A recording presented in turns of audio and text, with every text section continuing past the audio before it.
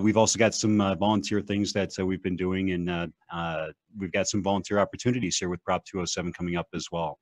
We've got a lot of fun stuff, and legalization is our main initiative here. And I'll put in a note down here. A lot of questions in the Eventbrite were about how the different testing is going to work, medicinal adult use, and we'll get to that subject in a second. Our next questionnaire comes at us from one of the leading edible companies in Arizona, one of my favorites, which I believe will replace NyQuil as a sleep aid, Bake Bros. Tom, you want to tell a little bit about who you are? Awesome. Yes, my name is Thomas Rimbach. I am the CEO and co-founder of Bake Bros Edibles. We are the #1 edible manufacturer in Arizona. We've been testing for quite a long time. We've been involved in a lot of speaking to the committees that are responsible for talking to the state.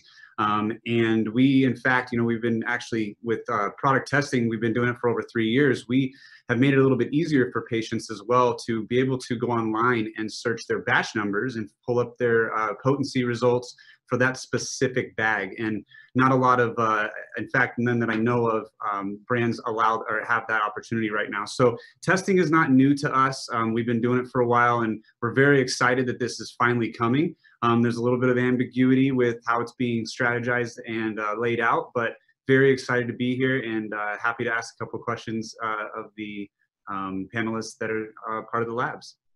Thank you, Bake Bros. And that's one of the things that I've seen over the 5 years I've been doing META, and 8 years that I've been involved in this industry, is there's leaders out there like yourself who've been testing since the beginning. So that's fantastic. And we really appreciate Bake Bros being here to ask some questions. Okay, let me introduce another panelist who's going to take his minute to probably not talk about himself, but talk about Smart and Safe and Prop 207. Sam Richard. It's like you know me, Dimitri. Hi, everyone. My name is Sam Richard. I'm the executive director of the Arizona Dispensaries Association. While a separate organization and function from Smart and Safe, now known as Proposition 207, we obviously are committed to and singularly focused on successful passage of that proposition at this stage of the game. If you have not already received your ballot to vote at home, you can vote either in your back patio chair, on your kitchen table, right next to your DAB map, wherever you want to vote, you can vote. And if you don't have that ballot, tomorrow is the last day to request that ballot to be delivered to your house. But well over 1 million Arizonans have already returned their ballot, and we're very, very grateful for that. So if you have any questions, we have a great website at smartandsafeaz.com. And of course, I'm sure that we'll be talking about adult use throughout our conversation tonight. But thanks all for joining us here, and excited about the conversation. Sam, we almost had our first Jeffrey Tobin moment. I am wearing boxers, and I was going to stand up and go get my U of A stuff because you're wearing ASU stuff. But I didn't, so bear down. Anyways, let's move right along. And we're all voting yes on 207. Thank you, Sam, for representing so well. Let's keep on getting the message out there. I know it's polling well, but we want to have a big victory on Tuesday, November 3rd.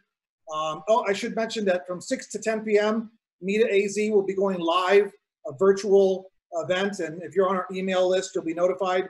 If any of you gentlemen want to join us for 5-10 minutes to talk about what you're doing election night at home, then we'll feed you in live. All of our previous panelists, all 150 of them, will be invited to join us for 5-10 minutes to say hello to the community out there. We're working with Safer Arizona. Safer Arizona. Tom Dean is a co-host. It's going to be awesome. Sorry about that. Our next questionnaire, one of my favorite OGs from the very first day that I got involved in this industry, Mark Steinmetz from Nature's Medicine and Vape Fruit, Reefer's Gladness. Reefer Gladness now, Phoenix Cannabis Company, Nature's, concentrates and flowers. Thank you. I am the founder of Nature's Medicines, but now just a board member, retired from the CEO role. My partner Jigger Patel has taken over that role. But Nature's is proud to be a part of the Arizona industry. We have 2 dispensaries, as you probably know, 25th Avenue, right off the I-17 on McDowell and West McDowell, and then we opened a new location on Grand Avenue in the heart of Glendale, on Grand Avenue, just north of Northern near 67th Avenue. And we operate 13 dispensaries and a couple of cultivations around the U.S. We have several more in development. We'll soon be in 8 states with about 16 dispensaries very soon, along with 2 more large-scale cultivations. We're building one out in Massachusetts and Michigan. So we have a little perspective on the cannabis business. Our brands include, as I mentioned, Phoenix Cannabis Company and Nature's and Reefer's Gladness, which is a new line of edibles exclusively available right now at Nature's Medicines, but soon to be at a dispensary, your favorite dispensary near you, as we will wholesale this product. Our culinary chef is truly amazing. Christy Fisher taught culinary arts on the West Coast for a number of years, and then transcended into the edibles business in the Bay Area of Northern California. And we formulated some incredible brownies, cookies, and gummies to start out, but we'll have a complete line here very soon. So we're lucky to have a culinary chef of such great ability, and Christy Fisher. Her credentials and experience are amazing. So anyway, if you haven't tried Reefer Gladness edibles, come by and check us out. Kudos to our state legislature and AZDHS for passing the testing mandate. Nature's has been behind testing, has been one of the early testers of medicines from day one. Literally, we posted test scores on our menu back in 2013. And it wasn't just like the best ever blue dream you've ever had, and so here's the test score for the batch. It was that batch, and we've been doing that for a long time. So obviously the testing mandate has brought it along. We've progressed with the industry to include terpenes and pathogens and pesticides and so forth. So we've been progressing with the industry on that front. Obviously there's still some kinks that have to be worked out in the program, including the issue that it's virtually impossible to be compliant at this point, given there's no lab that can test for all 5 panels. But I think rational minds will solve that problem. Hopefully sometime very soon. We'll learn more about that, I'm sure, as time goes on. Well, we'll dive deep into that subject, Mark. We'll let that be your first question. So now we're going to let the labs talk about themselves. And guys, thanks for being here. The folks want to know who the lab testing guys, they want to know every aspect of the industry.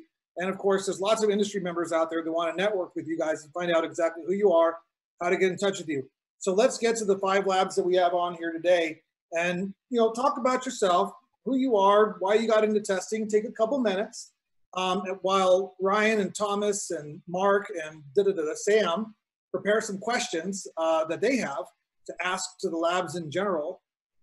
Let's talk about who the labs are. So let's start with our old school favorite, C4, Ryan Tracy. You want to talk a little bit about yourself? I know you hate doing that. Yeah, right. Thank you very much, Dimitri. As you mentioned, my name is Ryan Tracy. I'm the founder and CEO for C4 Laboratories. We've been out here now operating in our 6th year.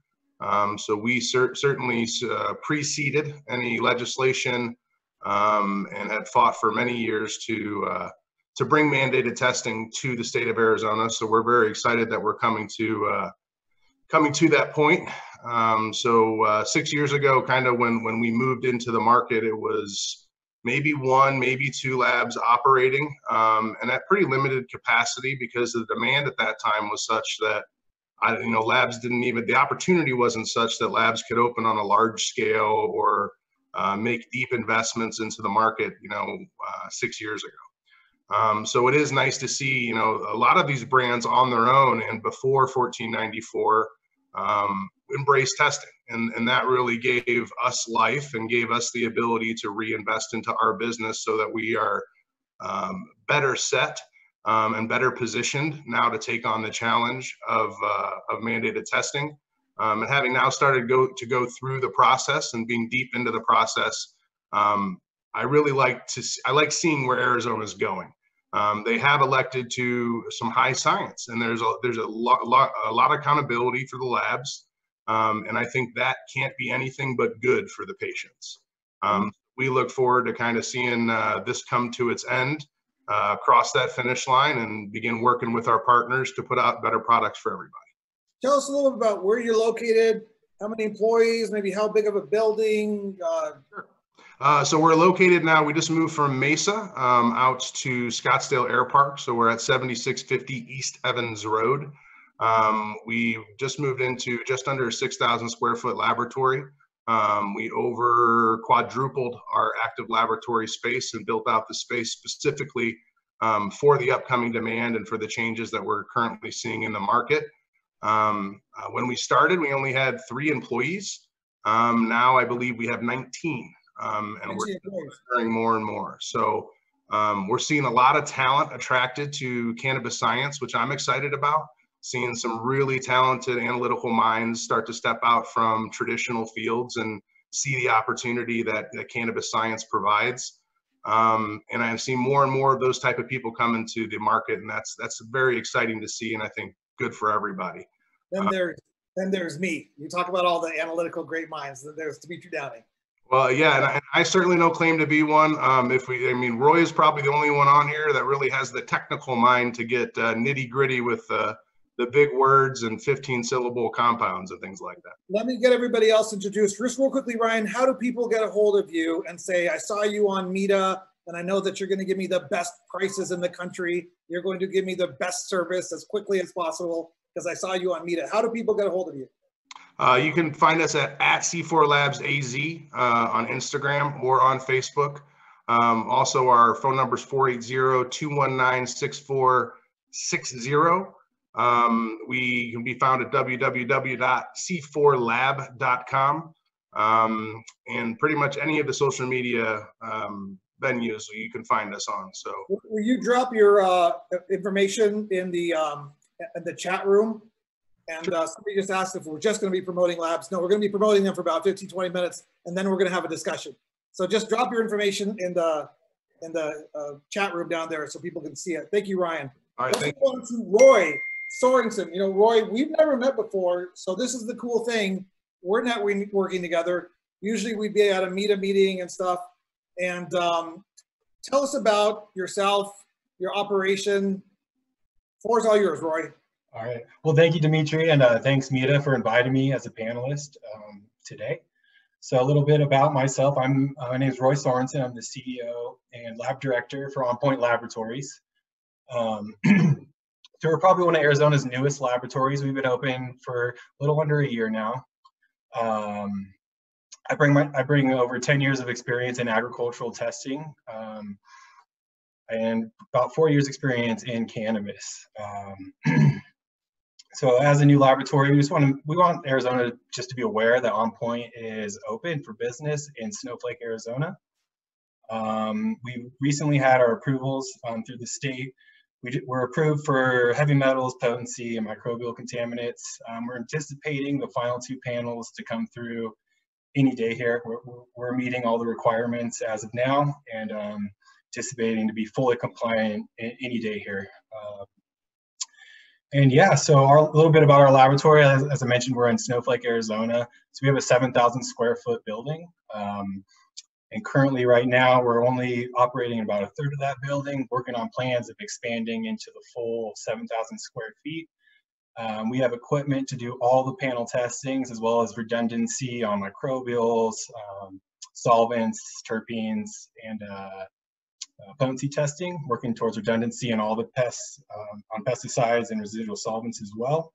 And, you know, what we pride ourselves on is service. We have state-of-the-art equipment. It's all brand new.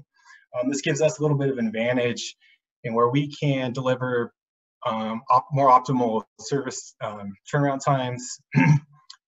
So we have fewer maintenance, and we're just able to, our methods are just a little bit quicker, so we're just able to turn around those samples a little bit faster than potentially some of the other labs might be doing here in Arizona. And so that just gives us a little bit of a competitive advantage, and that's pretty much all I really have for this initial meeting. We just want people to know we're out here and open for business. Roy, you know, I love this little light glow that you have coming up. I'm not sure where, no, it's good. It's a nice effect. I was going to try to do it myself. It's a pleasure to have you on board. This format is going to be available as long as I'm around so that we can share information, be transparent, talk to the public, let them know about the cannabis industry and who the players are. That's what Meta usually does until COVID of March. We usually had 300 to 400 people around there come through our monthly meetings, and we'll be back. We'll be back. But Roy, thank you for joining us. Oh, could you type all your information into the panel chat here over here? Yeah, we'll do. I just want to let you know, you can find us on onpointlaboratories.com. You can reach out directly to me, just at roy@onpointlaboratories.com. I'll be sure to include that, as well as some additional contacts in the chat box. And I hope you have a special relationship with Copper State, because obviously you're in Snowflake. It's a I wouldn't say it's a special relationship, but we are happy to be serving Copper State. That's great. Yeah. That's great. Thank you, Roy, for joining us, and thank you for participating in this experiment in transparency. Let's next go to another individual who I haven't met, Barbara Dow. Barbara Dow, are you available? You have to unmute. Yep, there I am. I'm unmuted. Hi, I'm Barb Dow with Pure Labs. My husband and I are the owners, and we are, our cross streets are 43rd Avenue and Indian School.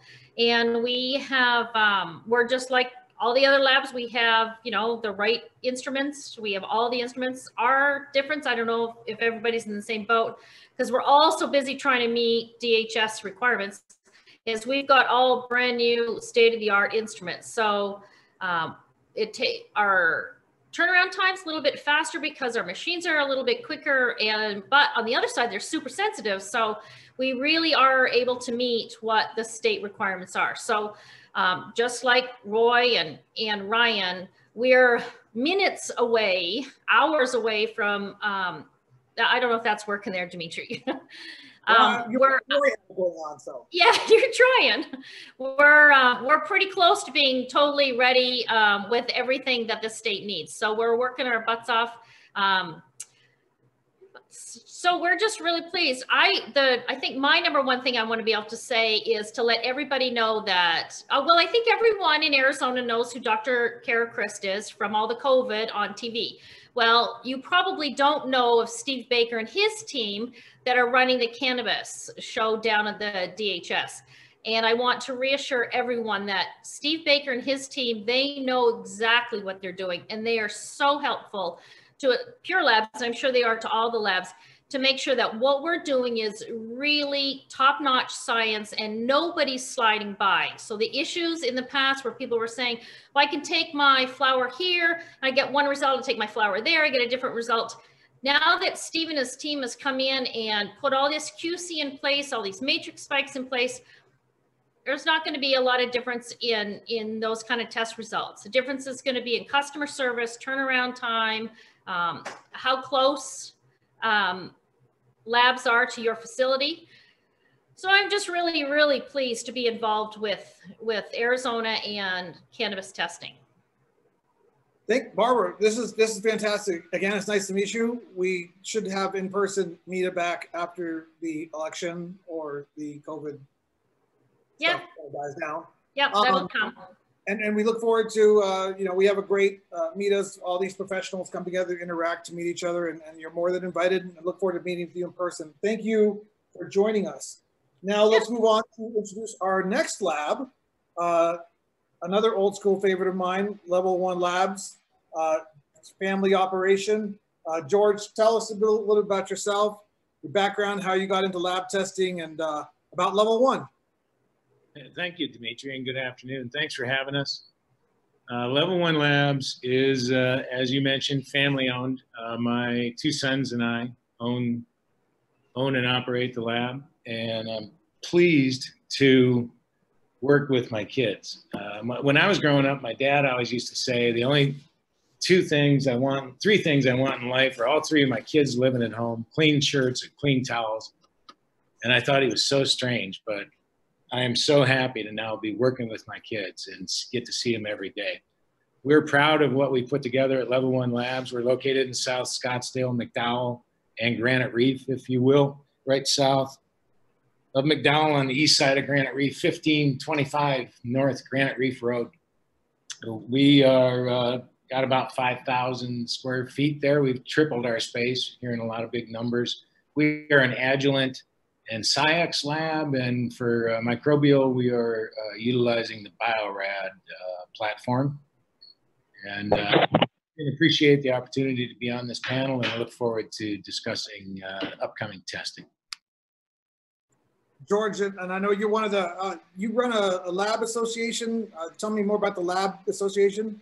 Yeah, we have the Arizona Cannabis Lab Association, ACLA. You can go there, acla.world, and take a look at that. We have lab memberships available, and we are also trying to get industry members, providers to the labs, you know, standards. We're working with providers to get Arizona-specific standards made for our testing. And that we're interested in, we would love to have every lab in the state as a member of ACLA.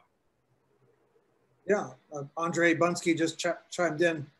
It's kind of interesting. You guys, if you guys could all read the chat as well, feel free to answer to the panel, to the viewers out there. Just make sure you press properly to panelists or attendees, but it helps because they want to, you know, they might say, hey, Ryan, where do I get one of those hats? Then you want to, you know, let them know where they get one of those hats. We got 125 people on this Zoom call, and then we have Facebook Live, and we found that a lot of people are just watching us on Facebook now. We're going out to thousands of individuals now with our email list. It's a pretty cool project that we've got going on here. Okay, so now Precision Analytics Lab, Lucas and Steve, where are you at? Lucas is right here. Steve said he was having some technical difficulties, although I think he may have called in. Steve, are you here too? Yeah, can you hear me? Yeah. Yeah, so so I don't know, the host, I don't know, I was dropped off of the panel, but I can just speak, you know, just fine from the phone. Yeah, Lucas, why don't you start, and then Steve, Lucas, who wants to tell us about Precision Analytics Lab?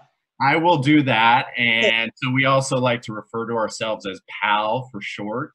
We're also one of the newer additions to the Arizona testing crowd, and like everyone else here, we are extremely excited to be participating in this industry right now. It's very dynamic. A little bit about our company. Our flagship lab is actually in Southern California, and it's about 30 days out from being fully open for business. It's 5,000 square feet with plans to expand to 15,000. That lab has been a 2-year process in opening, so we are very happy to see our efforts coming to fruition. I think like everyone else here knows, it's no easy accomplishment, and we uniquely understand firsthand all the challenges involved with opening up a lab. As to what we're doing here in Arizona, we have 2 sites in Scottsdale. Both are at different stages of development. At the first, we'll be able to begin running potency and water activity tests within the next couple of weeks. We should also have our ISO accreditation and state certification in 30 to 60 days. The second location is in the earlier stages of development, but once the first one's up and running, we'll obviously be able to devote all our efforts to the second, so we can do our part to contribute to the group lab effort of servicing this extremely limited capacity. Just you know, another sign that November 1st date is pretty unlikely to be enforced. The goal for Arizona is that we have both of the sites fully operational by the end of the year. All of our labs have state-of-the-art Agilent instrumentation. As far as the company itself goes, our chief scientific officer, he's been setting up cannabis laboratories in multiple states for the past 5 years. He's been focusing his skills and experience on getting the California lab open. Once that's all said and done, he'll pop over here and replicate everything at our Arizona labs. Our science team is pretty much made up all of ASU and U of A grads. Go Sun Devils, go Wildcats. And we'll be building out our client experience team in Arizona in the coming months. I'll personally be heading up our business development efforts. So everyone from the dispensary community will be hearing from me if you haven't already.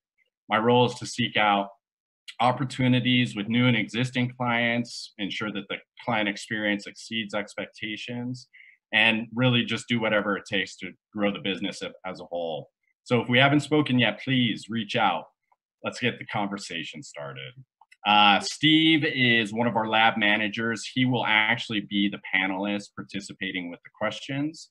So I just want to thank Mita for this opportunity and thank all the audience for their attention. We look forward to working with everyone in the community. I like how you said that, Mita. It's like, it sounds like from Mexico or something. Mita. Right? Yeah, no, it works. Put all your contact information in there. on the email list, there was so many different individuals from different levels and dispensaries and cultivations that have META as a resource to them. And so they're looking for information. So people out there are saying, oh, this is PAL, this is great. So Steve is going to stay with us, but Lucas, stay with us, hang out. You're a good looking guy. You add to the whole qual of the situation. We have the mysterious Roy Sorensen over here with his lighting, and we have the Lucas. You look like a model or something. It's great. So Thomas, Ryan, Sam, Mark, I could start the questions with one of my themes, but does one of you guys want to go first to ask some questions of the labs? Thomas? Yeah, I can go first. I have a question. From a standpoint of the manufacturing, a lot of dispensaries have been declining orders because, quote unquote, the lab that we're testing with, the lab that we've been testing with for several years, is not certified, right? So I guess I want to ask you guys, I know that I think there's still, to this time right now, there's only one lab that is actually certified for this. And do you guys believe that the state is being efficient with these certifications? And do you believe that you will be able to provide that certification, or at least that opportunity for us to test with you prior to November 1? Because, at least with our company, we have at least 30 days of product that is sitting in a trailer ready so we can deliver immediately. And that means we have to back test all of that. And so are you guys going to be ready? And do you believe that the state's is efficient with it? Okay, so this is how we're going to do the answering thing. Each of you guys are going to answer for like 15, 20 seconds or pass. It's all good. And based on the quality of your answers is going to determine the success of your business. So, so who wants to go first? Ryan? I'll go first. Yeah, Thomas, that is a good question. I think that is a similar concern that a lot of people are sharing in the industry. To answer your question, I think the challenge has been that DHS and the labs now are kind of calibrating with each other. We're really understanding what DHS's expectations are. And that took a little bit to work out, which I think is why you're seeing us lag behind. But to directly answer your question, I'm confident that C4 will be able to offer a full panel by November 1st. We are finalized residual solvents today, pesticides tomorrow, microbials on Monday. We will have to outsource heavy metals for probably the first 4 to 6 weeks, but we do have an ICP-MS that's being installed right now. So we should be a one-stop shop by the end of the year. But your concern is understandable, and it's one that I think a lot of people share within the industry. It really is all going bang, bang, bang right here at the end. And I think that's similar for most of these labs, is it's falling in just at the last minute. And I think it makes everybody uncomfortable, rightfully so. But DHS is doing a pretty incredible job, in my opinion, on reacting and being realistic to what is, still sound science. But, there's variability and challenges that exist within cannabis analysis that often don't exist in maybe some of the environmental testing that they're used to regulating. So let's look, Steve. I know you're on a phone call, Steve. Why don't you go ahead from PAL Labs, Steve? Yeah. So I just wanted to say, because you mentioned transparency earlier, and in light of that, I just want to say that really honestly, we believe that there's no way that this November 1st date will be enforced. The Arizona laboratories are simply not ready for it. And even if there's 1 or 2 that are ready, to be able to do a lot of the tests or possibly all of the tests, that's really not going to be enough. I mean, and even if all of the labs on this call had 5 times capacity, it's just not going to be enough. Like, the market participants on the laboratory side didn't materialize. Not enough of them materialized enough to handle the demand. And from the way that we're looking at it, this date needed to be pushed out 6 months at minimum. And, without COVID coming in, which, COVID definitely caused some of the delays here. But I mean, even if that hadn't happened, then I still think we'd be kind of falling off a cliff at this point, like we are right now. So I think, by the end of the year, we might have some labs that are fully ready to do this. But I see my team and we all see that this is several months out before this is actually enforced. Barb, do you want to go on that one next? Or Sure. Yes. I probably disagree 100% on that. I'm more on the side of Ryan that, we're all working like crazy, and, our lab is ready to go. We're just waiting for our final rubber stamp, which happens Wednesday next week with DHS. So DHS does a really, really incredible job making sure that everything's right. So not only do our labs have to pass the same inspections that dispensaries and cultivators have to pass, we then have to pass another hurdle with a technical inspection. So the state DHS comes in with their scientists, and they stand at each of our instruments and watch us actually do our science to make sure we're doing it exactly right, so that there won't be any deviations in reports, COAs from different labs. So we're going to be ready, and we're working. We have 2 shifts working. We're 7 days a week. We're going full blast. So we've got enough employees. We've got enough supplies. The issues we did have earlier in the summer because of COVID, we planned on that. I've got more vials for residual solvents than I could probably supply every lab in this country with how many vials I have, because we ran out of vials, and I thought, we're not doing that twice. So we are more than prepared. And I think the state has done an absolutely remarkable job in making sure that our patients in this state will be safe, because some of the things we've seen in this cannabis is a little scary. Rory, and so here's how it will work. So each of the 5 labs here have a chance to display their knowledge and provide some information. Take 15 to 25 seconds to answer our panelists, our questioners' answers, and pass if you think it's been answered adequately. And then at the end of the question, we'll come back to Thomas and say, are you satisfied with what they said? And then we'll say, and which lab are you going to use? I'm just kidding. I won't put you on the spot like that. Rory. That's a great question, Thomas. A lot of producers that I talk to are in the same boat as you, and they're stocking up on their supplies in anticipation and waiting for a lab to be fully approved. I think you mentioned there was one approved. I think when I checked the latest website today, no lab's been fully approved yet. And we are approved for everything but pesticides and residual solvents, and all that is going through the review process. And I'm anticipating that those 2 approvals to be any day now. Could be tomorrow morning, could be, I might have gotten an email in the last 10 minutes, to be honest with you guys.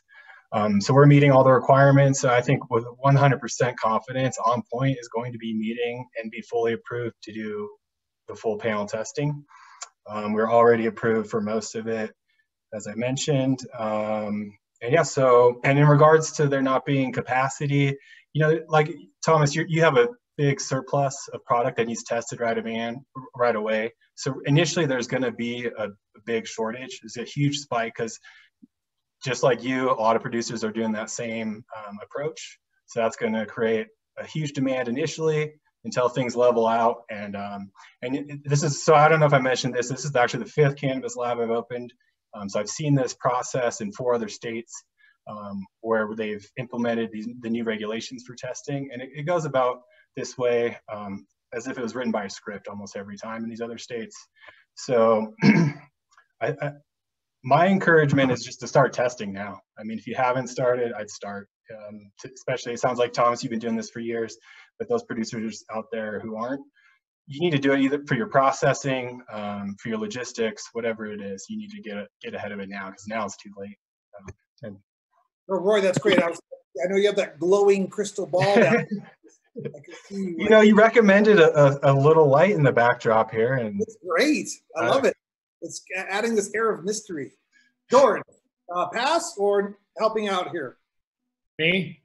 Yeah, Thomas. No, I would like to say something. I think Arizona was the 34th state to implement testing, right? The other 33 phased in testing. No state has ever, including Oregon, attempted to go from no pesticide testing to testing the Oregon list, which is 60 analytes. And so I think that, combined with COVID, DHS has you know, is obviously the front line of our COVID defense. That has filled their bucket beyond belief. But the bottom line is we're less than a week away from everybody supposed to have having tested everything, and that is clearly not the case, and won't be for a couple of months. Obviously, we're behind the 8 ball for a number of factors, but I think that we started to move now. We got email this afternoon from DHS requesting information. It looks like the labs and DHS are working together well, and we're going to move as fast as possible to get as many labs as possible licensed and get the market back up and running. How many labs have you heard of are in the pipeline? Well, I mean, you're the head of the service. What are you coming in? DHS has a list that had 7 this morning and now has 8. One from, there's a couple California labs coming in. One of those popped up on the list today. I've been told that there's 7 local and 3 more coming. So you can expect 10 labs once they're all up and running. Some of those will be doing heavy metals only and in support of the full panel labs, which is good for the market. But yeah, you know, DHS did a lot of due diligence and talked to other states. They believe, based on the tonnage that's being sold here, that they can handle the volume with around 6 fully licensed laboratories. And we're going to have 10. So we've been a slow rollout, but we have every reason to believe that we're going to get caught up and test appropriately. Is there a cap on the number of labs that there can be in Arizona? No. All right. Thomas. I got to follow up on that. So, you know, I've heard a couple of times everybody saying that they are going to be ready, right? And so let me give some context. You're going to be ready by November 1. November 1 is the day that the dispensary product on the shelves needs to be full panel tested. So if you're ready by November 1, I'll give you my product. To do a full panel, it takes about a week, which means 7 days from there, if that works out perfectly, I can then push that to the dispensary, which means we're late. So can we have some clarification on if you're actually going to be ready? Because it doesn't seem like, what I'm trying to kind of say is that overwhelmingly, we're moving at a good pace. The state's working really well. Listening to what Ryan says, it's a great certification, and they're really being, have a lot of attention to detail of things, but we're not going to be ready. And the overwhelming idea is we're not going to be, especially from a manufacturing standpoint. Somebody want to go on that one? Yeah, I think so. Coming from the other states, Tom, that you're absolutely right in some aspects, but I don't think that means we should delay testing, or that's an excuse to not test. And so George mentioned an email from AZDHS. The labs are working on a phasing in approach for that. But as I said, I'm anticipating my approvals as early as Monday. So in that case, I'll have the full panel Monday. And if you want to send me stuff Monday, Tom, I'll send a driver to pick it up.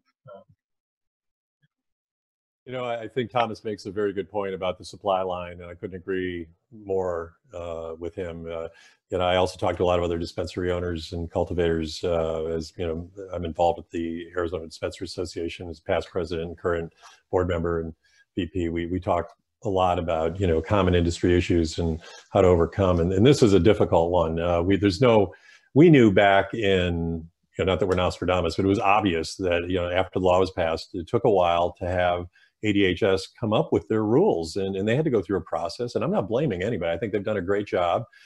They're still trying to do a great job to fix what's obviously still wrong with the program, such as, you know, wanting to test flour for residual solvents.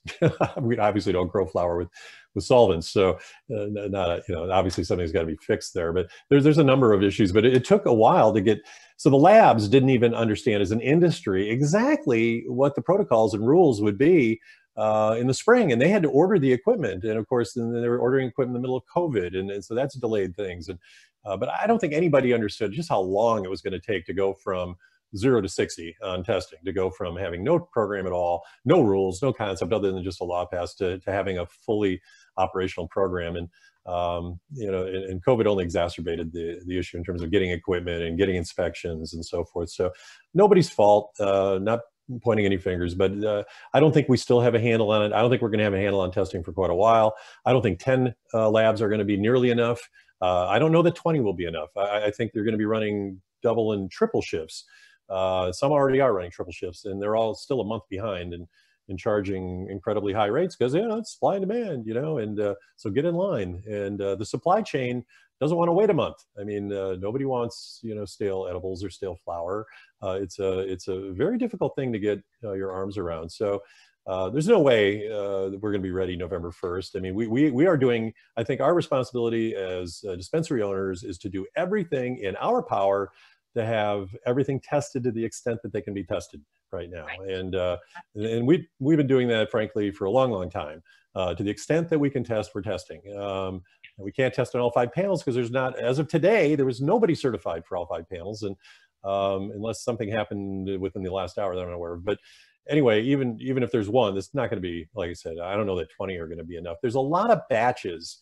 I don't know that anybody's really done a scientific study on how many batches of product, you know, I'm talking edibles, flower, I'm talking concentrates of various forms, you know, vaped concentrates and shatters and waxes and so forth. I mean, the number of batches that are produced that all have to be tested on a per batch basis is incredible. I think we as manufacturers, you know, have got to learn how to produce larger and fewer batches to try to keep our costs down, because the prices I'm hearing per test, I mean, the consumer costs are going to go through the roof just because of testing alone. So I mean, it's an issue. Small batch operators, I think they're going to be out of business. I don't see how they can compete. The little, which is really a problem. But I hope this gets addressed at some point. Yeah. But those are my feelings. We're doing the best we can. Jump in. Wait, Mark, wait, Steve Hansen, don't make me change the debate rules here, okay? I got a mute button somewhere. I think Destiny's got the mute button. I'm just kidding. So there was a question and a comment in Mark's statement, and I know Steve from PAL, I got it now. Steve from PAL was going to respond. So Steve from PAL, why don't you go ahead and comment, and then we'll have the other lab. Yeah, I'm sorry. I wish I could see you guys. It's kind of odd being just on the phone here, and I completely wholeheartedly agree with the last comments made.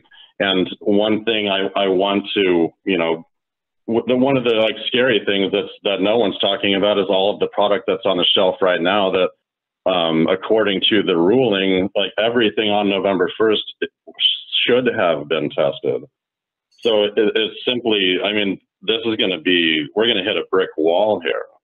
And, you know, just, you know, if everyone's going to, if I walk into a dispensary on November 1st and I ask, you know, where's the C of A for this flower, there isn't a single dispensary in Arizona that will be able to produce it. And that's what's scary about this. I mean, we're so far behind, and like pretending that we're not is a little bit absurd. And, you know, and to mention, you know, if we have 10 labs, 20 labs, something like that, like say we have 10 labs and each one of them has one set of LC triple quads and GC triple quads, that's enough to do 20 tests a day. That's it. So, you know, that's your capacity.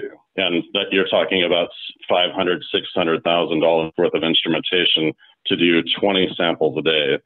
So to speak to the mathematics, you know, we're quite far behind. That's all. So all the labs can comment in a second, but I do want to hear from Sam, because I know he's got some really good information to share, knowledge, wisdom, thoughts, ideas.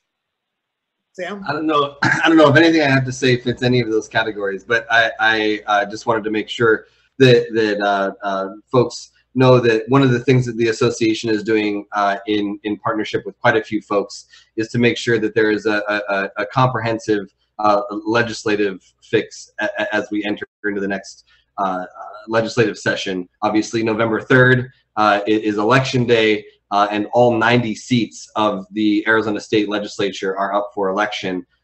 So we will have an opportunity to bring these concerns and bring these conversations to bear when that new legislature is seated next year. So just want to make sure that folks know that while obviously things are set in stone ahead of November 1st, I think that there are some ways and some things that we can make some significant steps forward now that we know where we're at and the capacity of the community of labs, as well as the volume, which, by the way, just to kind of put it in, to follow on to Mark's point, to put that into some real numbers, the Department of Health puts out some volume statistics every month. And last month, September, that we have data on, there are about 85 million grams of product that were dispensed to patients. So, you know, broken down by batches, that's quite a few different tests that are required there to handle that volume, and that volume is only on an upward trend. Definitely some things to focus on and consider as we work towards that next legislative session. And I'll let the labs chime in now. Ryan, George, Roy, and Barb, you guys can comment, and Lucas comment. And then after the labs chime in on what we're discussing now, then we're going to go to Ryan Wilson for a question from the patient perspective.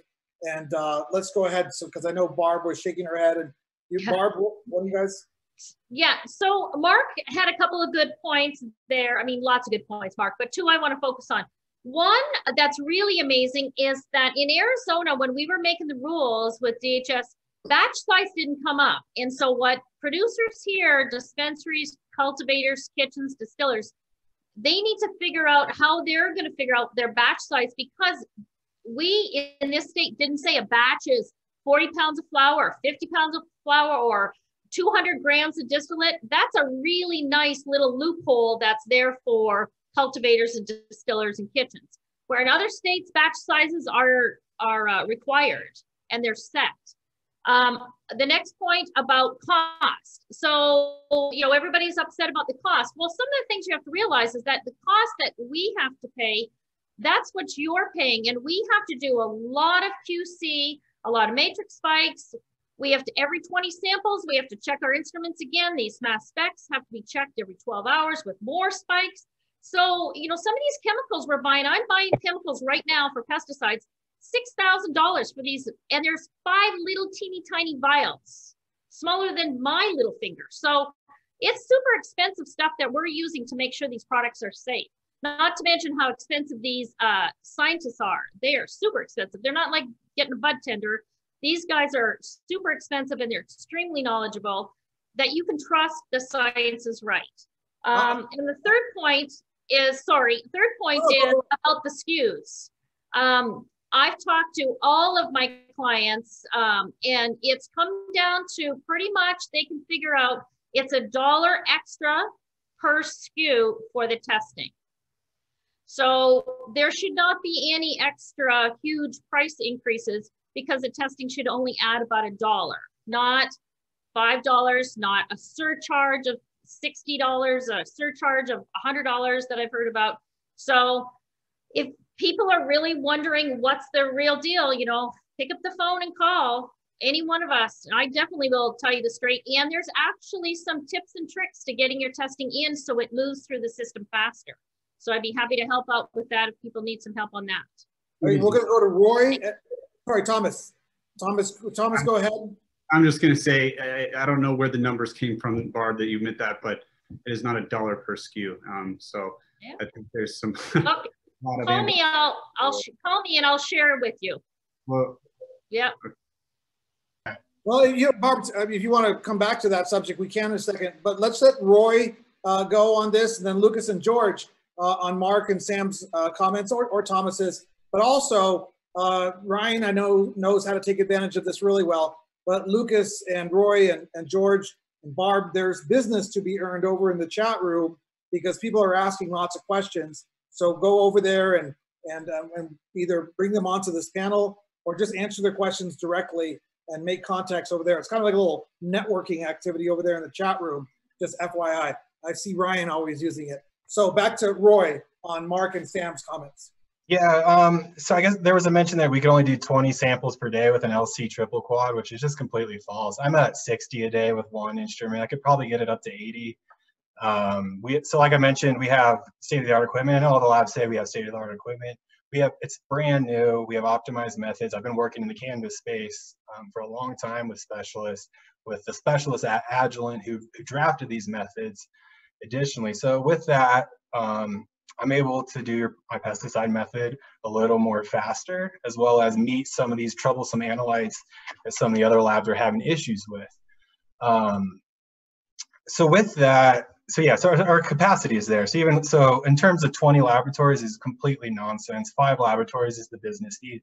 You might need 20, for that first month of influx of testing. But after that, you're only going to need 5 labs, and that's going to keep the labs healthy, operating appropriately, as well as and to serve the industry for cannabis testing in the space of Arizona here. So pretty much that's all I guess I want to add on those comments. George? I agree with Roy.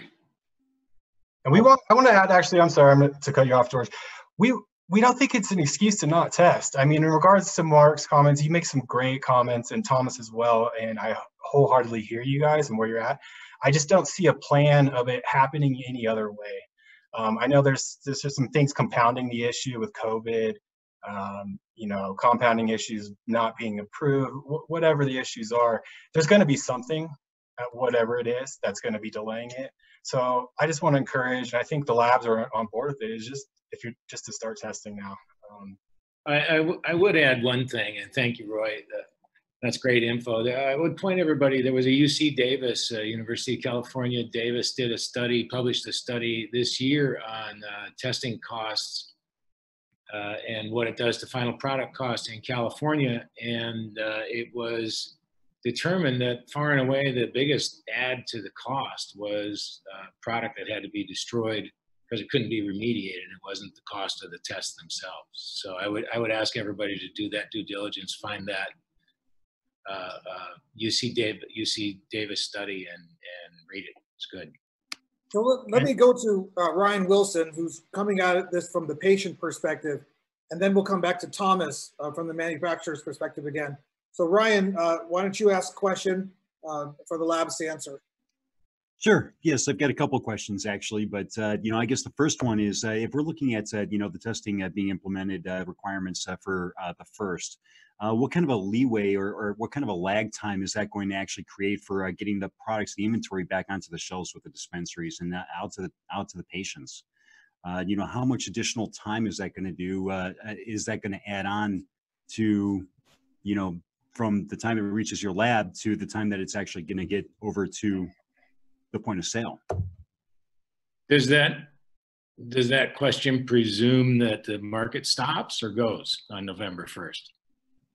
Well, I think there's going to be, two pieces to that. The first one is, how it's going to affect medical patients. And then the second is how it's going to be impacted by Prop 207 going through, right?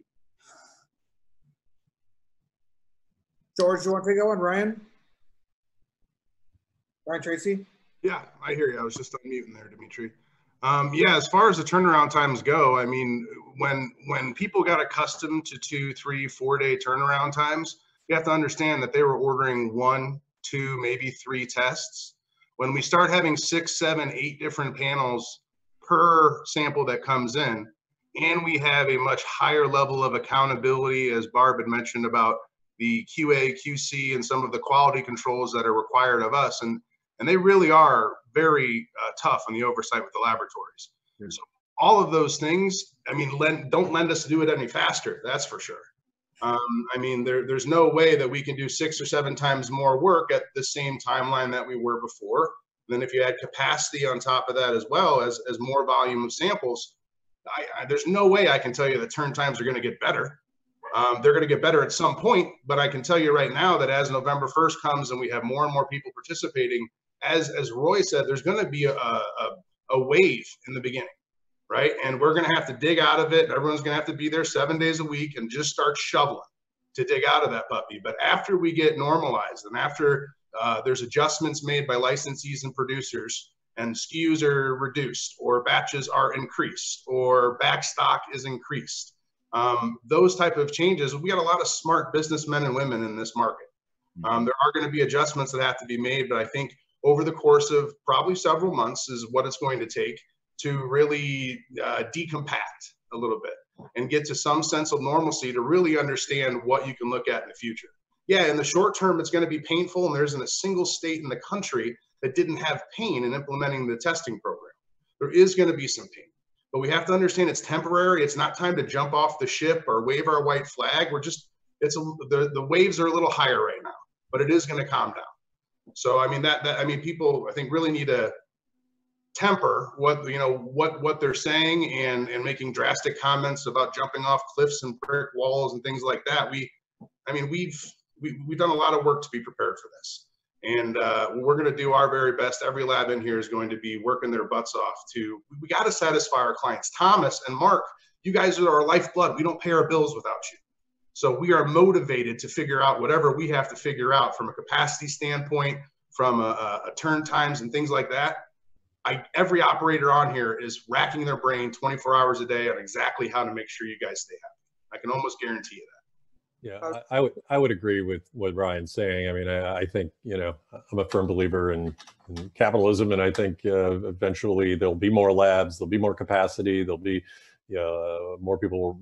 I think everybody's doing what they can to race to get certified. It's just we're just worried as operators that we're being held to a standard of everything in your dispensaries have to be tested on all 5 panels effective next week, and that's impossible. I mean, given the capacity of testing today, and I know one of the labs shall remain nameless, but is better set up than many in terms of having the certifications. They're a month behind, and they're running 3 shifts. I mean, they're doing everything humanly possible to and they're going to get an ROI on that equipment purchase pretty quickly. But God bless them. But that lab, I mean, a month out, I mean, is not workable. We're spoiled, Ryan. You're right. I mean, we're used to 3-4 day turnarounds, and I mean, to have your supply chain held up for a month for testing is going to be difficult. And I think there's going to be huge product shortages. And I hope the regulators understand that the dispensaries that are testing and are doing everything they can to make to be compliant are just not going to be able to. And the alternative is just not having product for customers and having prices go sky high. And, I think our patients deserve better treatment than that. So I hope there's some rationality and patience here. I think in time, everything will work its way out. It's just going to take some time for everybody to get certified and for enough labs to open. But I do think everybody's misunderstanding just how many batches are actually produced, because I don't think a lot of batches have been tested.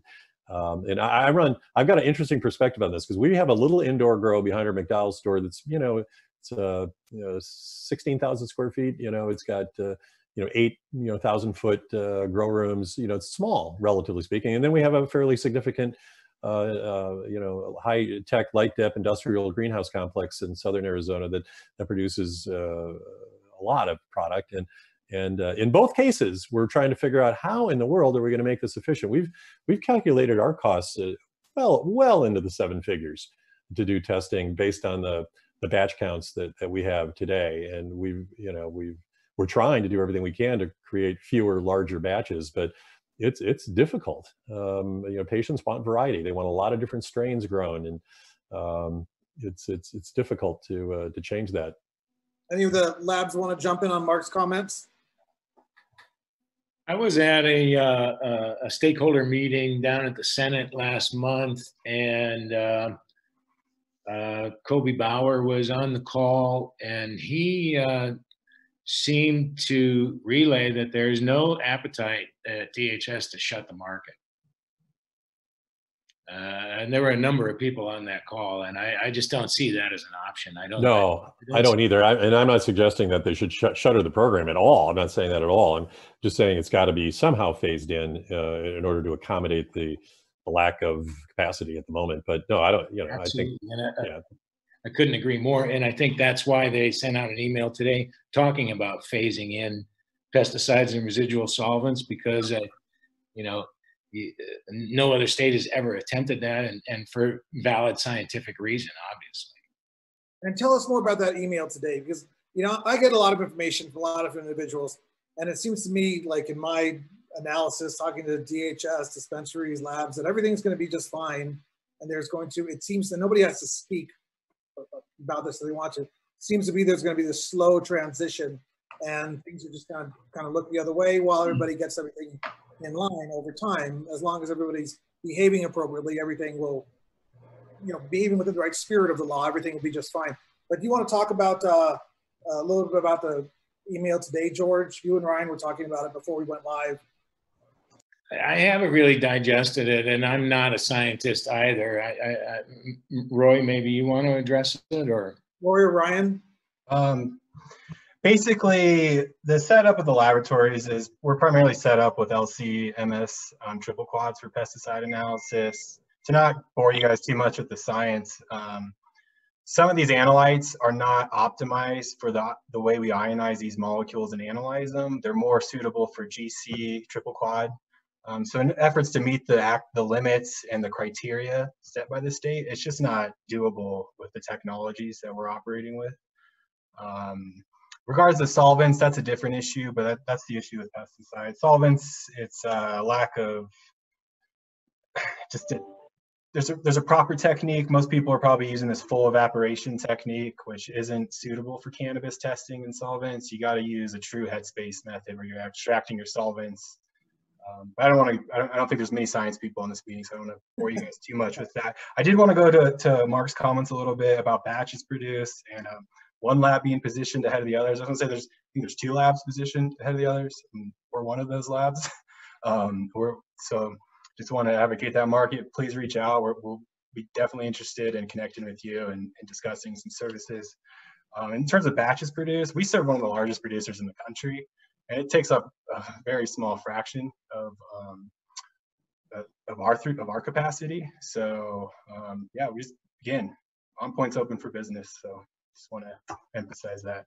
Well, let's get Ryan, from the executive director of NORML, from the patient perspective, to ask his next question. But let me point out here, folks, for everybody's out there watching, Ryan Tracy, George Griffin, Roy Sorensen, Bob Dow, Thomas, Sam, Mark, Ryan, all these cats are on here.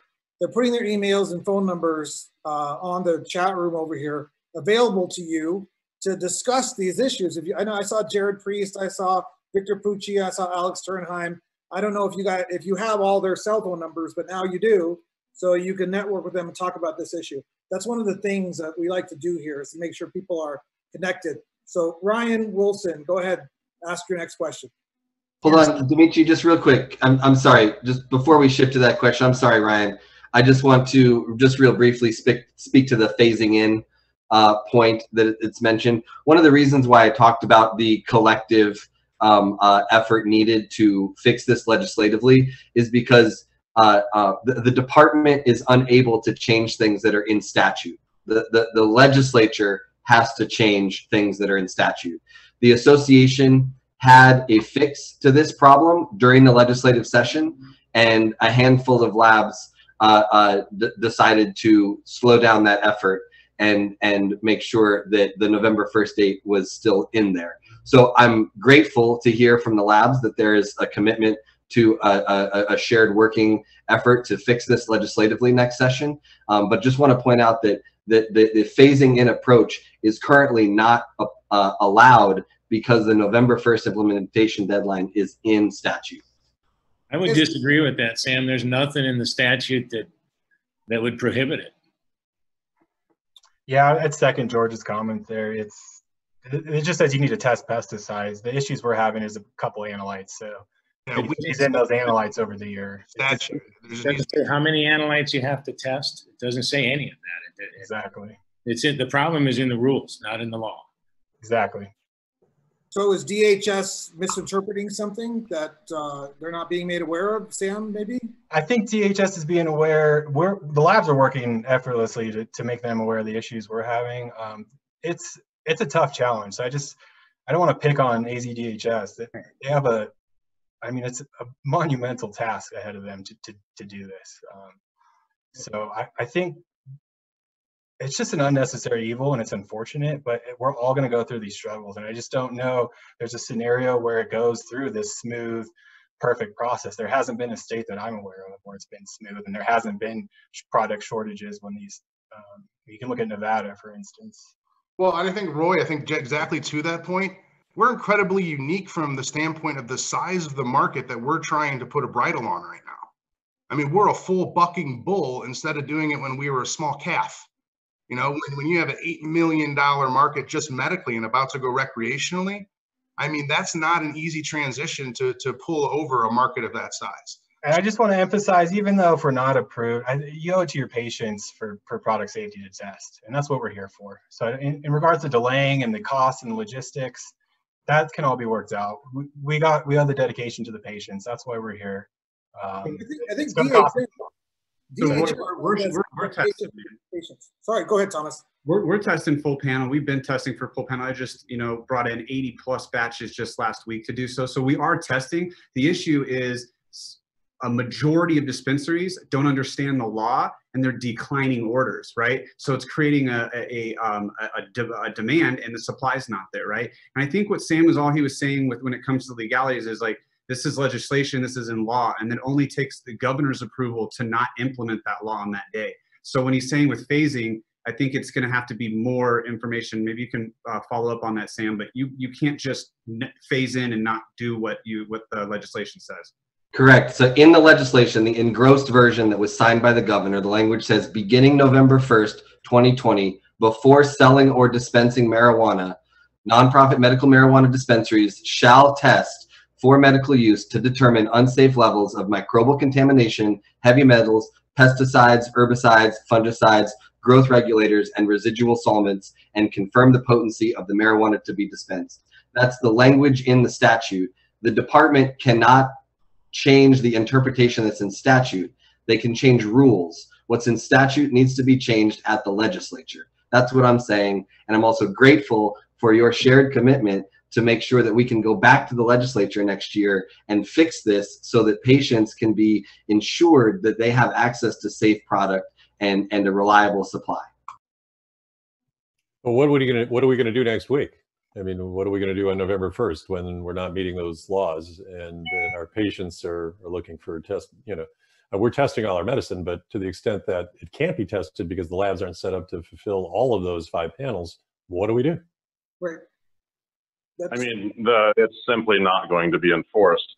There's no way that it's happening. I mean, I hate to jump in again, but I just can't. I don't know what the order is, for where the labs speak, but I just want to reiterate again, there's just simply no way. Right. So it seems to me it just has to be delayed. And just from gathering knowledge, talking to a lot of people, it seems like it's just going to be kind of business as usual. But I mean, that's a tough thing to say to people who are running multi-million-dollar operations and making big decisions and stuff. So, but Ryan Wilson, you speak for the patients, and we wanted to have you here to talk about what the concerns are to them. And go ahead, ask your next question. Well, I think it's a concern to the entire industry, to be honest, because it's not just the patients, right? Well, the patients are the industry. From the patient perspective, from the consumer perspective, let's call it that. If you have the same amount of demand, right, in industry, that it's not going to be stopping, by all accounts, after November 1st, but that demand is still going to be continuing on through as that testing implementation is put into place. Well, you're going to slow down the supply chain, right? So we were talking about this. What's that going to do to the inventory that the dispensaries are going to have? The available inventory. I've been hearing, rumors out there that inventory is pretty light right now, guys. There's issues right now with being able to keep products on the shelves. If that's the case, and this thing slows down to a crawl as the labs are starting to get up, I see patients not being able to get any access to medicine. There's going to be a lot of problems, with this coming up. What can the labs do to help short circuit that for the patients? Any labs want to jump in on that one? Yeah, I think we're doing everything that we can, but I'm a little concerned that everyone's more concerned about having 18 different types of gummies to choose from than having safe medicine to give to our medical patients. There's going to be a reduction in SKU.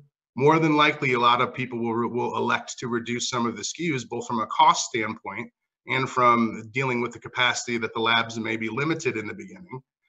So, really, I think Ryan, the patients should be understand that now you're going to get safe tested meds that are free from any contaminants or chemical components that shouldn't be there. And yeah, maybe now they can't have 10 different types of lollipops. Maybe they got to pick from 2 or 3 for a short period of time. But again, I don't know that there's a magic wand or a crystal ball we can bring on and think that we're going to not experience any issues or any pain. And it wouldn't matter if we did this in 3 months or 6 months. There is going to be growing pains in the beginning of this program regardless. So, I mean, I understand your concern. As a matter of fact, everyone's concern is incredibly legitimate. I get it from all angles here, and I really do empathize with everybody. But I think we also have to be celebrating the fact that now we're also level of safety and peace of mind for every patient out there when they consume. Barb, Roy, do you guys want to go speak on that? Yeah, I mean, we're working directly with our customers just to get them up to speed, even if we're not fully approved for the full panel. We're just to work out those logistics, because it's not just a lab testing issue. Thomas hinted that you have these producers who are just unaware, or the dispensaries are unaware of the rules.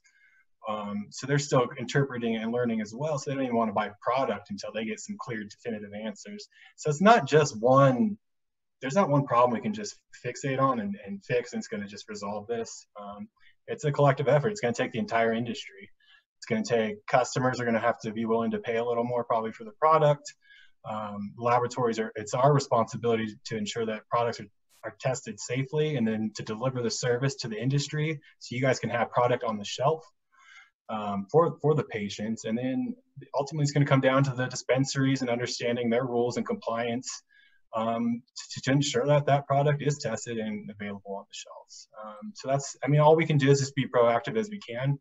I think some competitors probably have certain advantages over others, especially those who produce and have their own dispensaries, probably experiencing less issues than mom and pop small batch producer.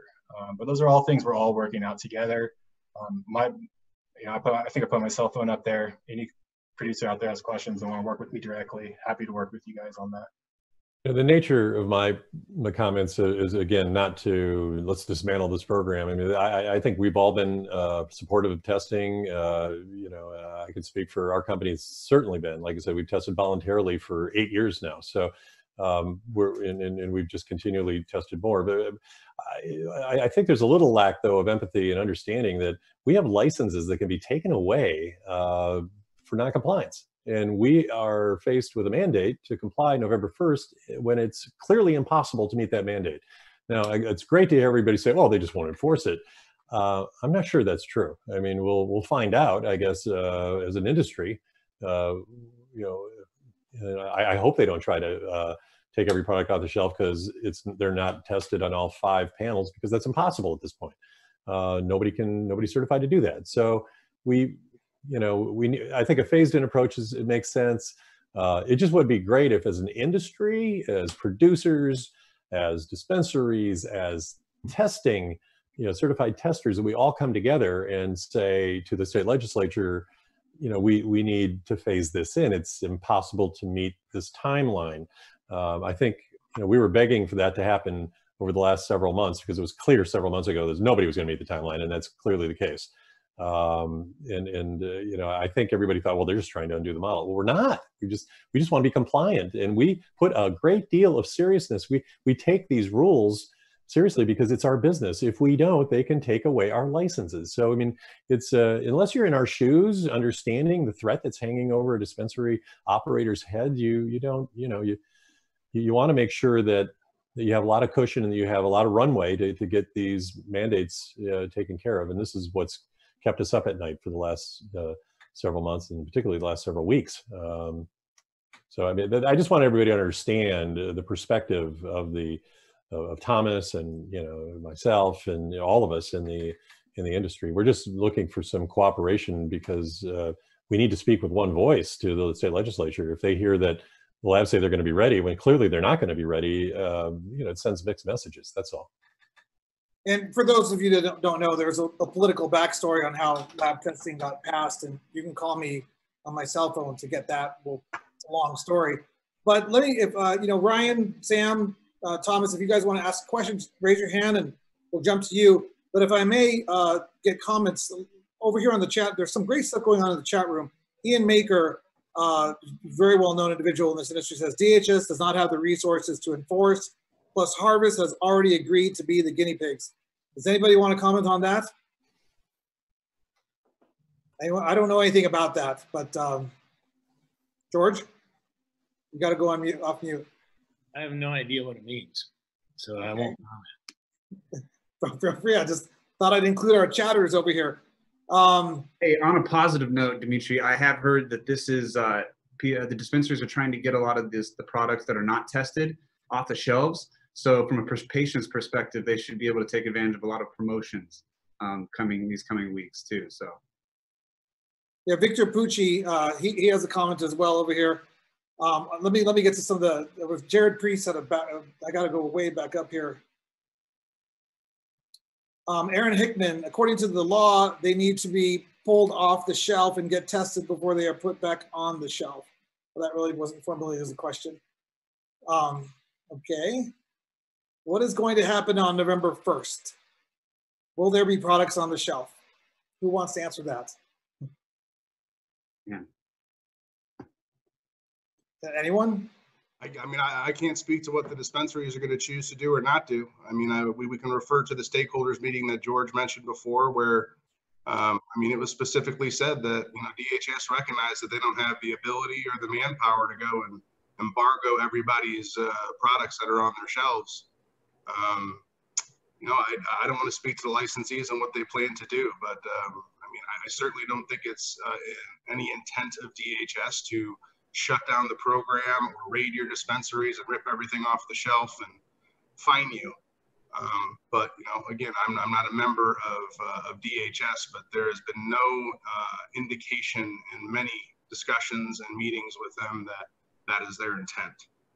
We are very dedicated to serving our patients, and at the same time, you know, we don't want a license taken away for violating the law in any way. So we're between a rock and a hard place as an industry. And from talking to my peers just earlier today, I think what I'm hearing is that we're going to be as ready as we can be ready. I mean, we are testing and have tested everything that we can test to the extent that can be tested given the capacity of the labs in the state of Arizona. So we will clearly demonstrate in our policy and procedure manuals that get inspected, that here are our protocols and policies for testing. You know, here's what we've been doing, here's what's on the shelf and tested on these panels, and you know, here's the labs that we're using and their capacity, and we're just going to make our justifications as to, you know, we don't want to stop serving the patients, but at the same time, we'd like to keep our licenses and stay in business. So it's a place we didn't want to be in, and could have been easily avoided if we had just all spoke with one voice. And I'm just frustrated with that. But I guess we're planning to dispense November 1st. Everything in our stores will be tested to the extent that they can be, and we'll justify that. I mean, that's all we can do at this point. So Ryan, you raised your hand so politely. So you go next, and then Thomas. Or Thomas, go on. I appreciate that. Thanks, Dimitri. You know, I wanted to bring up actually a rumor, or did you want to let Thomas go first? Well, Thomas had a reaction, so you go. I think right now a lot of people are concerned what's going to happen on November 1. I think the major bottleneck is the labs being certified, right? Because I've got full panel testing for 100+ batches, but the dispensaries that are worried about losing their license, rightfully so, can't accept those until the state puts them on the website and says they're certified, right? So once the labs on this call, the labs outside of that get certified, I think you're going to see an increase in supply very quickly. And then on top of that, I think the next one, and I'm sure you guys could talk about it, is probably just how quickly the labs are able to process the demand of testing. And so I think that once the state certifies the testing facilities, the major supply issue should slowly diminish. Not so much. Brian, you're next. But real quickly, my dad's on this call, and he's a former state representative, and he says DHS will be entirely reasonable. So, you know, it's my dad. I got to give him some props. Thanks, Dad. Ryan, you're up. Okay, so I actually wanted to bring up a couple, you know, I've been approached by several different sources about, you know, the testing time going from that turnaround of 2 to 3 days up to several weeks. You know, and I know that it's hard to, you know, kind of predict what that looks like. And we've kind of danced around it a little bit, but I've heard up to 6 to 8 weeks, you know, for a turnaround time, you know, on the new testing. And I've also heard that there's, you know, some labs out there that have decided to offer a priority service as well to be able to get bumped up to the front of the line. Is that something that, you know, is actually happening out there? Or I'd love some clarity on this, guys. Who wants to go on that one? Yeah, I'll take that. We do offer some priority service to our customers in terms of turnaround time. You know, that space is limited because we have limited capacity and then limited in what we can prioritize as well. So that type of service is filling up very quick. I have a lot of interest in that service, as you can imagine. So yes, so that covers in regards to turnaround time. That service is definitely available. In regards to the 6 to 8 weeks, that is just unreasonable and unacceptable for the future. I think initially that problem is just largely due to just a couple labs, you know, getting the majority of the approvals. And I think as we get all the labs who are approved for licensed to get all their full approvals, we'll start to see those turnaround times get a lot shorter. But I think the standard for the labs we should shoot for is 1 to 2 weeks minimum. Anybody else want to take that one? Yeah, I do agree with what Roy said.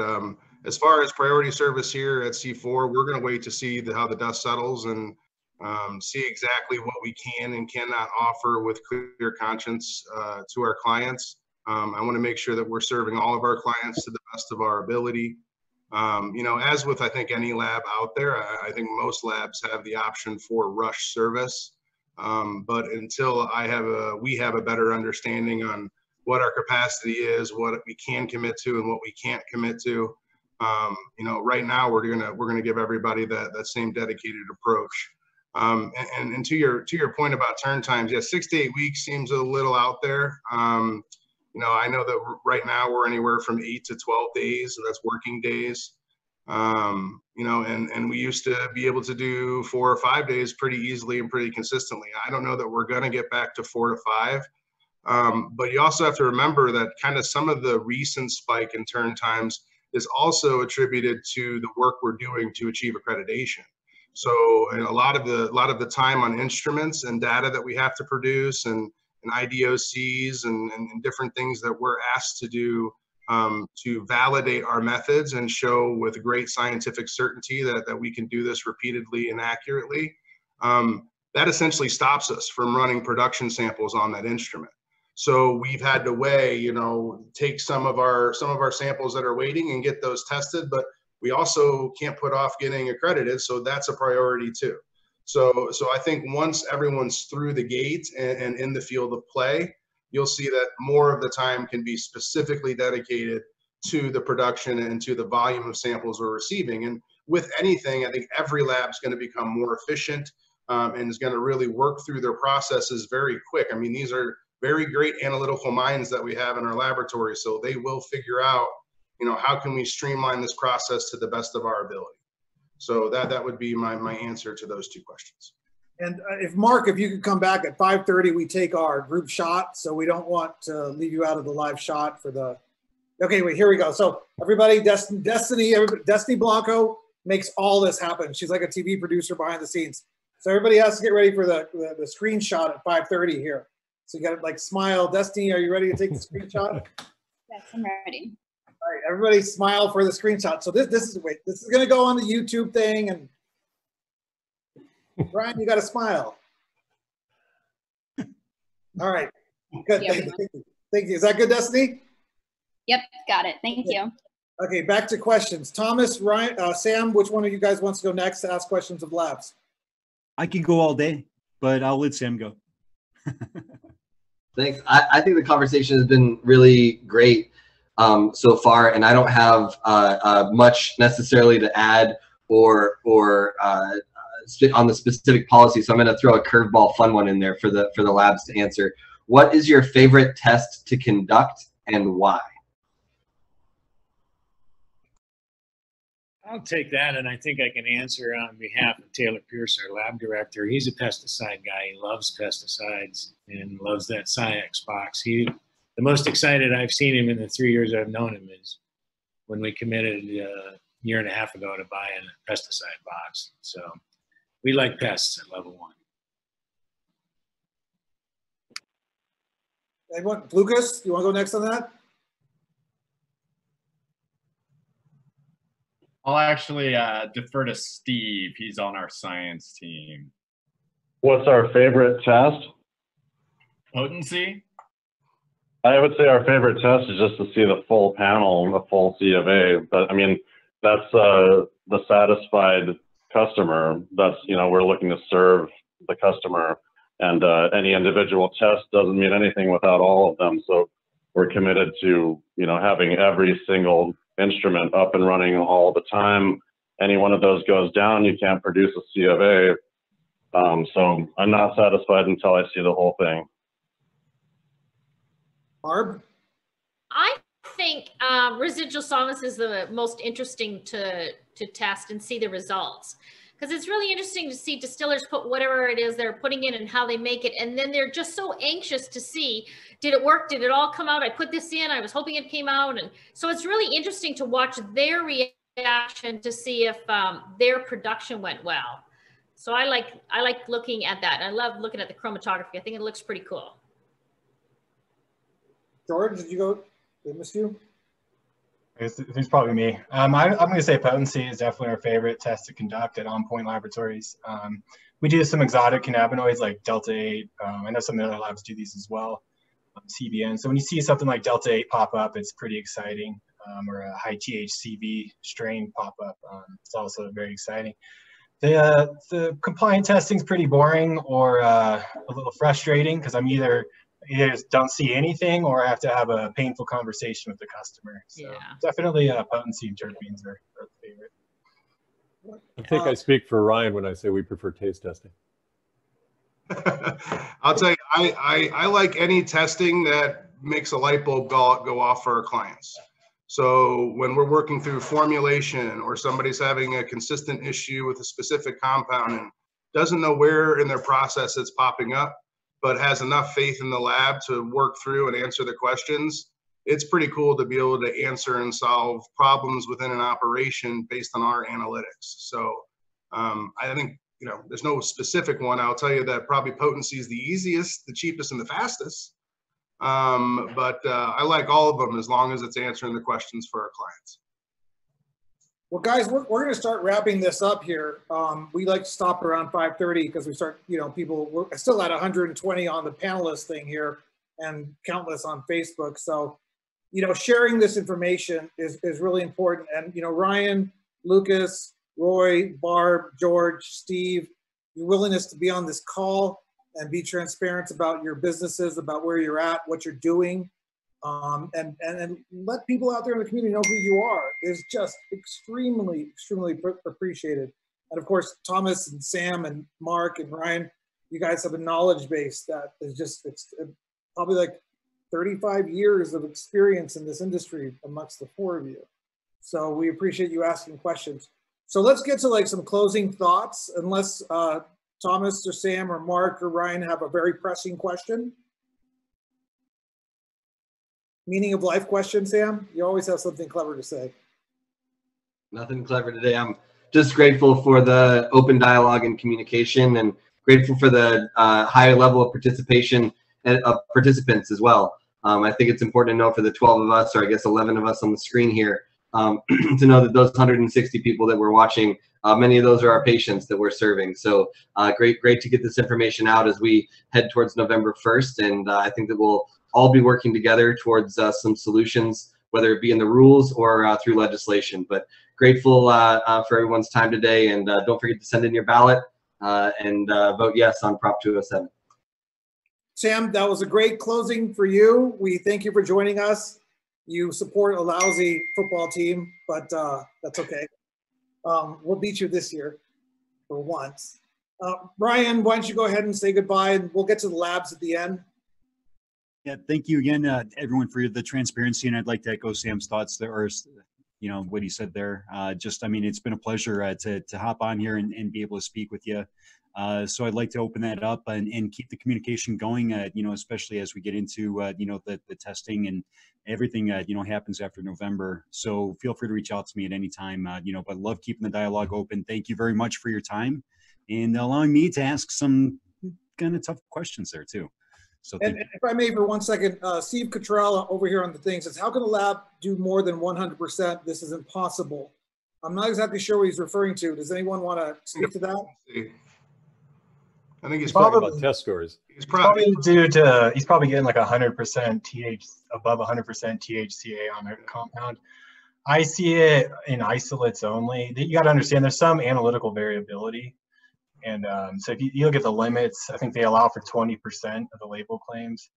So with that inherent variability, when you're talking 100%, you know, and you get to 103%, it's really like it's a 3% variance. It's perfectly acceptable, sound science, and 3% is much tighter than the 20% variability. So a lot of it is just an understanding of science, the way the analysis goes.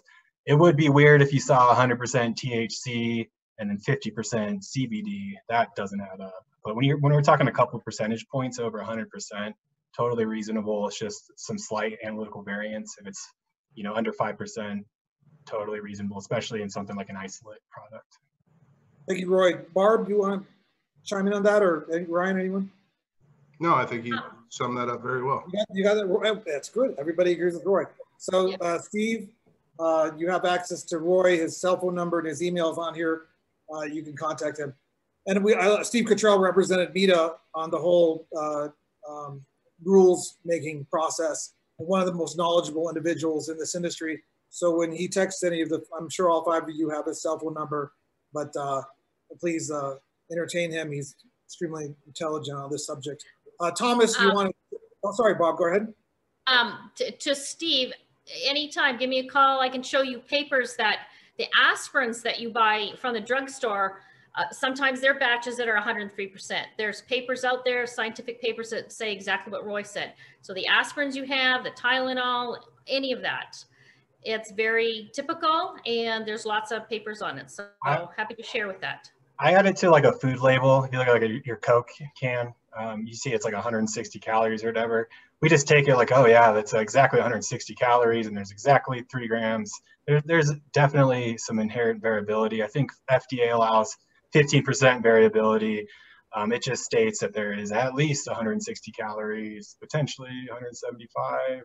But so that's just the way the results work. I think a lot of consumers who aren't as informed or used to the science, you know, they see these little things, and they're reasonable questions and they make sense. But yeah. Thank you, Roy. Lucas or Steve, you want to jump in on that one, or you guys okay? We'll get to closing statements here. Thank you, Steve, for the question. Look at that. So you just earned some business. Steve Cottrell from Curaleaf wants to know what your lab is, how to get a hold of you. Well, you can answer over here on the chat box. Thomas, Bake Bros. You guys are one of my favorite edible companies in the history of Arizona. I see you guys as the future Hershey's or something like that. Say goodbye. Let people know what you're thinking. Thank you. Really, we're just looking forward to how this works out and how it plays out. And we are ready. And like I said, the bottleneck is getting these labs certified. And once that happens, we'll be back on the shelves in the shelves that we aren't in right now because of the worry. So I hope that there is a phasing into this. And but with that being said, thank you so much. And I really am appreciating the involvement from everybody. This was a very good conversation. And this is cool. I see this like, you know, like Steve and Roy just talked over a coffee table at META at the Foundry. You know, they just were chatting over there by the bar, and they just had this discussion, and now they're going to hopefully we can be doing it at the bar soon. Yeah. So all the labs, get ready for your 1-minute closing remarks. And if I may add, on election night from 6 to 10 p.m., Tom Dean and I are going to be hosting a virtual event live. We're going to have industry celebrities, maybe some other celebrities talking about 207 and the results starting at 8 p.m. So join us. You'll receive an email about it from 6 to 10 p.m. All the panelists from the 13 META events will be invited. You know, George, come join us for 5-10 minutes. It's going to be like a Jimmy Kimmel show. It's going to be really cool. 6 to 10 on election night. And I'm actually trying to partner with the META equivalent in California and Florida to support us, and then we could do this big cross-promotional thing. So it's going to be really exciting. So that's not to be missed. Who wants to go first and say goodbye to the audience from the labs? I'll go, Dimitri. I'd like to just, in summary, say, you know, the dispensary industry is very supportive of testing. It's just that whatever great philosopher, famous philosopher said,